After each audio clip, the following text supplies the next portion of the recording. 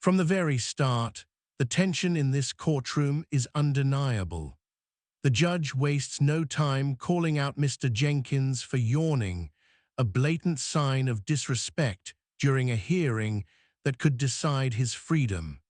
What begins as a stern warning quickly spirals into the unraveling of a man facing multiple felony probation violations. Mr. Jenkins, sorry we're boring you, but if I hear you yawn out loud again, it's not going to be good. Sit up, pay attention, wake up. This is all about you today. Okay, so in each of these motions, they were second amended motions to revoke unadjudicated probation. Mr. Jenkins pled true in each of those to counts 1, 2, 3, 4, 9, 10, 12, 13, 14, and 18 on probation for theft of a firearm in each case, which are state jail felonies. Is everyone ready to proceed?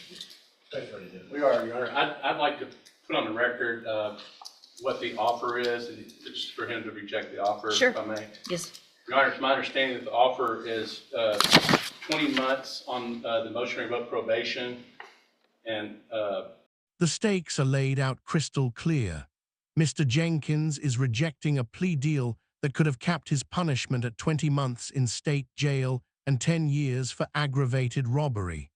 But here's the twist. By refusing the deal, he risks the sentences being stacked on top of each other, a move that could put him behind bars for much longer. His lawyer pleads for leniency, citing drug struggles and time served, but the prosecution counters with a damning record of repeated offenses. 10 years on the ag robbery case with a dismissal in the fraud case. And Mr. Jenkins has indicated that he wants to reject that offer. I've indicated to him that the state is likely going to file a motion to stack those sentences in all three cases, and he's expressed to me that he wants to reject that. Mr. Jenkins, so I want to make sure you understand, you've talked to Mr. Parker about all of that, is that correct? And we'll get through today these two MTRPs, and then whatever happens on those after that, that aggravated robbery and the fraudulent use or possession of identifying information. I already did it. Those will be set for trial. If you go to trial and a jury finds you guilty, then the state can request that I stack whatever punishment you get then on top of what you get today. Do you understand? And you want to reject that and go forward with this hearing, and then we'll figure out a trial date for other cases. Is that what you want to do? I'm sorry? Yes. Okay. And so, Mr. Parker, I will allow you to go forward with argument on punishment. Your Honor, I mean, this is on motions to revoke probation, and I mean, the only thing I have to offer is that my client is set in jail, and obviously I'm not going to argue as to the facts of the other alleged crimes. Just his probation here is that drugs has been a problem for him, which his probation officer has admitted to,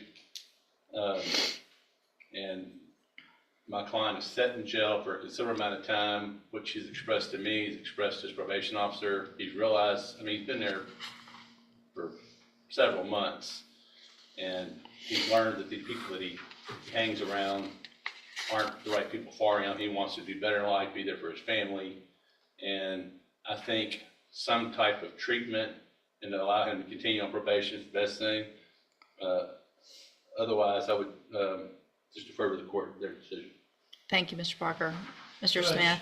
Based on his activity in the jail, based on his activity when he's not in jail, all of the allegations that were found true, all of the new crimes that have been committed, continuing him on probation after having successfully completed both tracks of ISF, just not be appropriate. We ask that you find him guilty, revoke his probation, and sentence him to 24 months in the state jail in each case. Thank you, Mr. Smith. So, Mr. Jenkins. And then the judge makes her stance brutally clear. She's heard enough excuses.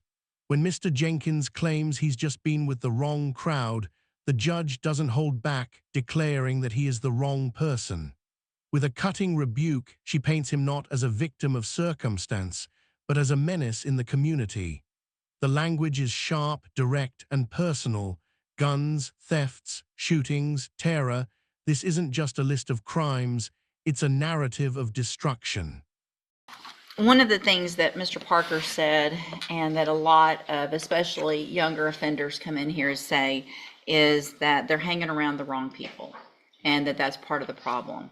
And what I typically see, and more, is that what I think you are as well, is you are the wrong person, right? I mean, nobody's forcing you to do anything, and everybody wants to do this and say that somebody else is at fault for being a complete menace in our community, running around with guns, stealing from people, being part of a group that ends up shooting someone, that terrorizes a family in the middle of the night.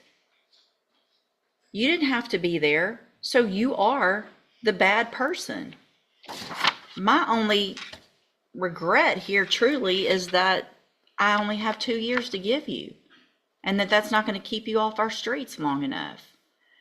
It's ridiculous that you were given the opportunities that you were given when you got this probation. And I know what I said to you, because I say it to everyone, especially you young ones. I'm sending you to ISF so that you can learn how to get out and be successful on probation. And you got out and you just running around with stealing and guns and shooting and all the bad things, like you're living in the Wild West. In cause number 22-39541, I'm going to find, again, that you entered your pleas of true to counts 1, 2, 3, 4, 9, 10, 12, 13, 14, and 18 freely and voluntarily. In addition, in cause number 22-39210, find that you entered those same pleas of true freely and voluntarily. In each of those cases, also make the findings that counts 5, 6, 7, 11, 15. In the end, Mr. Jenkins' fate is sealed. 24 months in state jail for each case of firearm theft.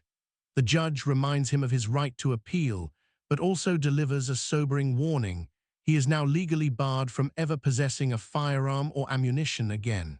As new trials loom for aggravated robbery and fraud charges, one thing is clear: this courtroom drama is far from over. Cases like this raise bigger questions. When is rehabilitation no longer an option? 16, 19, and 20 are true. Find sufficient evidence at this time to find you guilty, and in cause number 22-39541, find you guilty of theft of a firearm. Sentence you to a term of 24 months in the state jail prison. You do receive credit on that sentence for any time that you've been in custody that the law gives you the right to receive. Cause number 22-39210, find sufficient evidence to find you guilty, and at this time find you guilty of theft of a firearm. Sentence you to a term of 24 months in the state jail prison.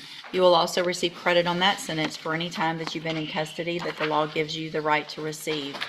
Give me just a second.